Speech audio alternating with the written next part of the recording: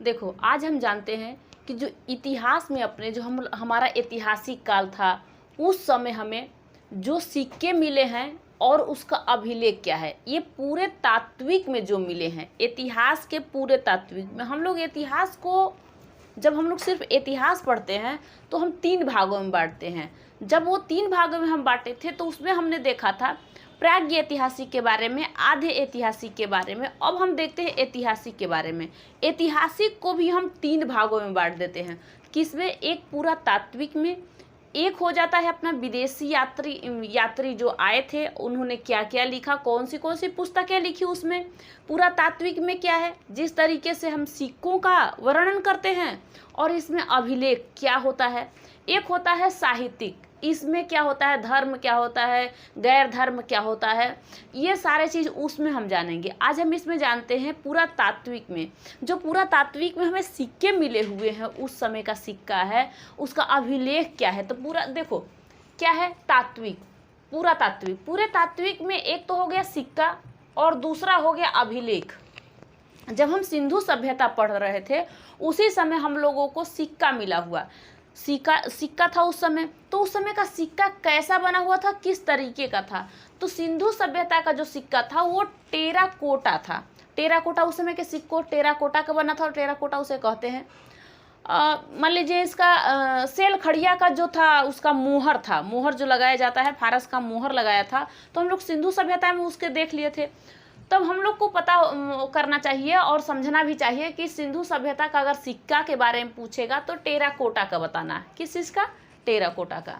अगर पूछता है गुप्त काल में अब किस तरीके का सिक्का था, जब खुदाई हुई हर जगह का, हर स्थल का, जगहों का, जहाँ जहाँ शहर मिले थे वहाँ का खुदाई हुआ, तो वहाँ कुछ निशानियाँ मिली, कुछ सिक्के मिले, कुछ वहाँ अब यात्री आए तो जो बुक्स लिखे, बुक्स के बारे में बताऊंगी आप लोग को। जिस तरीके से मैं कह दूँ कि हिस्ट्री के जनक हैं हेरोडोटस ने हिस्टोरिकल का बुक लिख दिया था। तो इसी तरीके से सारे चीज़ आपको समझना पड़ेगा। तो सिंधु सभ्यता में टेराकोटा का, और गुप्त काल में देखो सिर्फ गुप्त काल का सिक्का पूछेगा तो आप उसमें क्या क्या मिला था, ऐसे क्या क्या चीज़ मिले थे गुप्त काल में। तो उसमें अशुद्ध सोना था, अशुद्ध सोने का सिक्का था, सर्वाधिक सोने का सिक्का था। उस समय सोने का सिक्का सर्वाधिक था। चांदी का वहाँ पे सिक्का था। कब? गुप्त काल में। मयूर सिक्का था गुप्त काल में। कौड़ी, जो आप लोग को पता है ना, कौड़ी इस तरीके से होता है, ये इस तरीके से एक बनाया होता है कौड़ी, ये आँख के टाइप होता है यहाँ पे। तो इसे कौड़ी, इस कौड़ी मिला था कहाँ पे? एक गुप्त काल में ही कौड़ी मिला था। कभी कभी आप लोग देखना गांव में लगाया जाता है, जो गोधन बाबा बनते हैं वहाँ पे, आप लोग समझ रहे होंगे अगर यूपी बिहार के हैं तो उनके आँखों पे ऐसे इस तरीके से लगाया जाता है। तो ये है अपना कौड़ी। क्या चीज़ का? कहाँ का? तो ये गुप्त काल में। गुप्त काल में अगर पूछता है कौन सा सिक्का, तो एक अशुद्ध सोने का सिक्का, एक सर्वाधिक सोने का सिक्का, और चांदी का सिक्का, मयूर सिक्का, कौड़ी का, मतलब मयूर और कौड़ी का प्रयोग ज़्यादातर होता था वहाँ पे। एक आता है अपना मौर्य वंश में। मौर्य वंश में एक आहत सिक्का, पंचवर्षिक पंचविश ऐसे कुछ है वहाँ पे, आहत इसे कहते हैं, ठीक है। तो सिक्का इसका कौन सा का? आहत। कुषाण में कौन सा मिला था? शुद्ध सिक्का। यहाँ पे देखो गुप्त काल में अशुद्ध सिक्का मिला था और कुषाण में शुद्ध सिक्का मिला था। ध्यान से समझना, कुषाण में शुद्ध सिक्का मिला था। उसके बाद में हुमायूं में चमड़े, और यहाँ पे सातवाहन में शीशा का जो सिक्का था वो मिला हुआ था। और शेर शाह सूरी में रुपया मिला था। जैसे रुपया आप लोग धीरे धीरे यूज़ करने लगे हो, रुपया कहते हो ना, रुपीज़। ये तो रुपया किस चीज़ का? चांदी का सिक्का देखे हो, चांदी का सिक्का बहुत ज़्यादा यूज होता है, और होता था पहले, अब तो बहुत कम हो गया है। असरफी को जो सोने का होता है ना, उसे हम लोग असरफी कहते हैं उसका। अब देखो इसने हमने सिक्कों के बारे में समझा। अब देखते हैं हम अभिलेख के बारे में। पूरा तात्विक में हम लोग 2 भागों में उसे बांट के पढ़ते हैं, मतलब वो उसमें मिला हुआ चीज़ है पूरा तात्विक में। सिंधु सभ्यता में जो हमने पढ़ा वो अलग था। ऐतिहासिक में हमने पूरा तात्विक के बारे में पढ़ना, उसके बाद विदेशी के बारे में पढ़ेंगे। तो पूरे तात्विक में क्या क्या है? एक तो सिक्का है, और दूसरा क्या है? दूसरा क्या है, दूसरा अभिलेख है। अभिलेख का मतलब क्या होता है, जब हम एकदम पूरे पीछे साइड जाते हैं, पीछे पूरा मतलब कि हम लोग इतिहास पूरे पीछे के साइड हम देखते हैं, बहुत साल पुराना इतिहास, तो उस समय का हमने देखा सिंधु सभ्यता में जो सिक्के मिले थे तो टेराकोटा का सिक्का मिला हुआ था।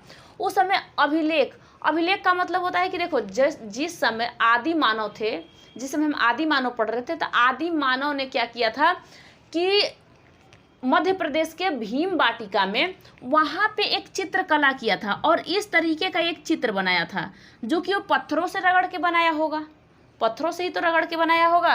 तो ये मध्य प्रदेश के भीम बाटिका में इस तरीके से इसका सिक्का ये बना हुआ था चित्र। तो चित्रकला आदि मानव जिस समय, उस समय उन सबों को सोचने विचारने का ज्ञान नहीं था, वो आराम से आखेट करते, शिकार करते, खाना बदोश थे, खाते, अपना जगह था नहीं, सोते फिरते, इधर उधर घूमते जंगलों में। आग का खोज उसने कर दिया, आग लगी वन में पत्थर के टकराने से, इस तरीके से। तो उस समय हम लोग उसे पाषाण काल भी कहते हैं, जिस समय हम लोग पूरा पाषाण में पढ़े थे, हमने मध्य पाषाण, नव पाषाण, ताम्र पाषाण उसमें पढ़े थे। तो क्या होता था कि जो मान लीजिए एक पत्थर है, पत्थर पे उन्होंने चित्र बना दिया, तो हम लोग चित्रकला के बारे में समझ गए कि भीम बाटिका किस चीज़ से प्रसिद्ध है भैया, ये तो चित्रकला से, यानी कि आदि मानव ने उस समय चित्रकला वहाँ पे बना दिया था, इस तरीके से बनाया। समझ लो कि वो ही थोड़ा सा हो गया कि वो लोग, उन लोगों ने बहुत सारे काम कर दिए थे, ठीक है। इसी तरीके से जो अभिलेख है यहाँ का, जो आप समझ रहे हो ना, ये पत्थर पे रगड़ के बनाया गया था चित्रकला। इसी तरह अभिलेख, अभिलेख का मतलब होता है कि यहाँ भी एक होता है शिलालेख और एक होता है स्तंभ लेख, तीसरा होता है भित्ति लेख। इसका मतलब समझना क्या है, शिलालेख का मतलब होता है जिस तरीके से यहाँ पे पत्थर पे चित्र बना दिया गया, इसी तरीके से शिलालेख में, शिलालेख यानी पत्थर पे घिस घिस के लिख देना, उसे कहा जाता है शिलालेख। पत्थर पे घिस के, पत्थर से, छेनी हथौड़ी से, कुछ किसी ऐसे चीज़ से वहाँ पे लिख देना, तो उसे कहा जाता है क्या चीज़, शिलालेख।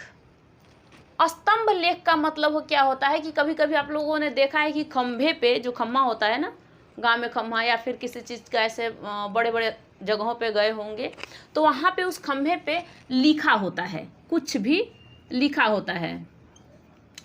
तो ये पत्थर पे जो लिखा, जो खंभे पे लिखा होता है, उसे कहते हैं स्तंभ लेख। स्तंभ लेख के बारे में पूछेगा कि किसे कहते हैं, तो भैया जो चीज़ खंभे पे लिखा होता है वो भी पत्थर का बना हो, ऐसे भी चीज़, तो वहाँ पे उसे कहते हैं हम खंभे, यानी कि हम लोग अभिलेख के बारे में पढ़ रहे हैं, उसमें हम देखते हैं।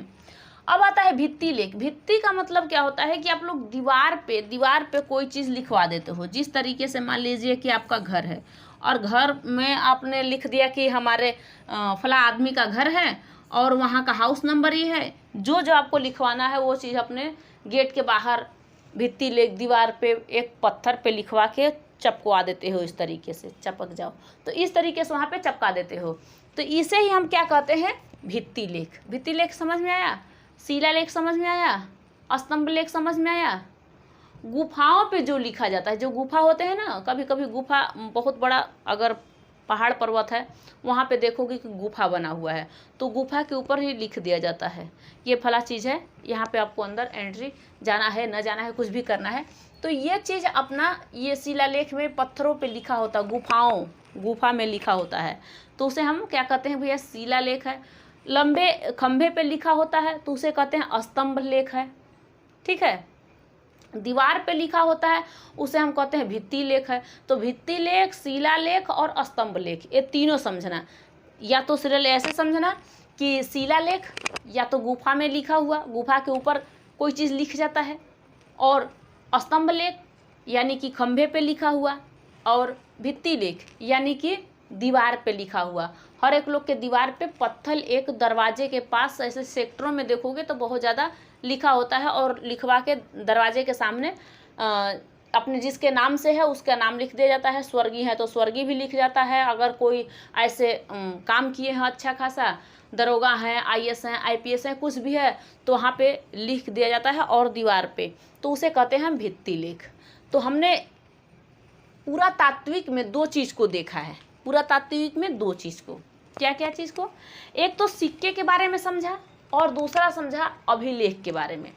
अभिलेख भी हमें समझ में आया और सिक्के भी हमें समझ में आए।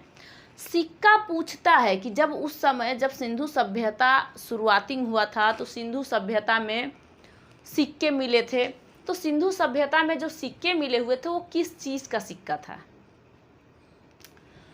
मान लीजिए ये भी सिक्का ये लोथल में मिला हुआ था, क्योंकि लोथल व्यापार करने वाला एक शहर था, व्यापारिक शहर था लोथल। ये फारस से मतलब ये व्यापार करता था, तो फारस के वहाँ पे मोहर भी मिली थी। तो ऐसे हम सिंधु सभ्यता में टेराकोटा के बारे में समझते हैं कि उस समय का टेराकोटा और जो मोहर लगाया जाता था ना, वो मतलब एक सिंह वाले गेंडा देखे हो तो उसके मुहर पे एक सिंह वाले गेंडे का छाप था। मान लीजिए कोई ऐसा मुहर एक बना दिया गया, इसमें एक सिंह वाले का मुहर बना दो, मान लीजिए कोई सा बना दीजिए और एक सिंह यहाँ पे बना दीजिए। कोई है गेंडा, ये है गेंडा के ऊपर एक सिंह वाला ये बना दिए, तो इस तरीके से वहाँ पे बना दिया गया था। तो ये सेल खड़िया का मुहर बना हुआ था, जो मुहर था ना सेल खड़िया का था। क्या था? सेल खड़िया का था। लेकिन वहाँ का सिक्का टेराकोटा का था। तो गुप्त काल का जो सिक्का है वो समझ के आराम से इसे लिख लेना।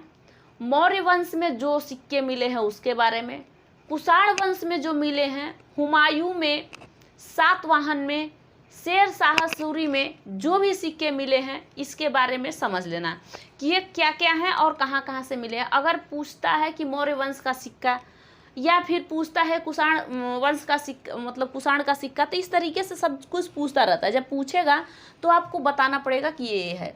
और अभिलेख के बारे में भी समझ लिए कि अभिलेख कितने टाइप है, एक तो शिलालेख है, एक स्तंभ लेख है, एक भित्ति लेख है।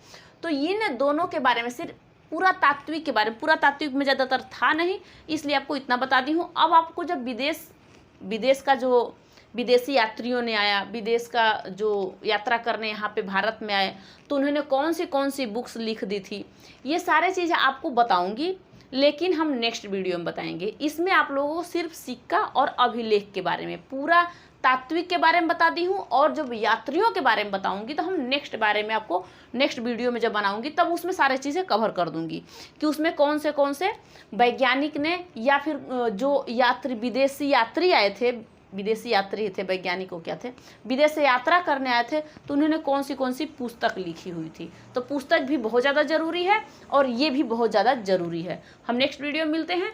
Thank you.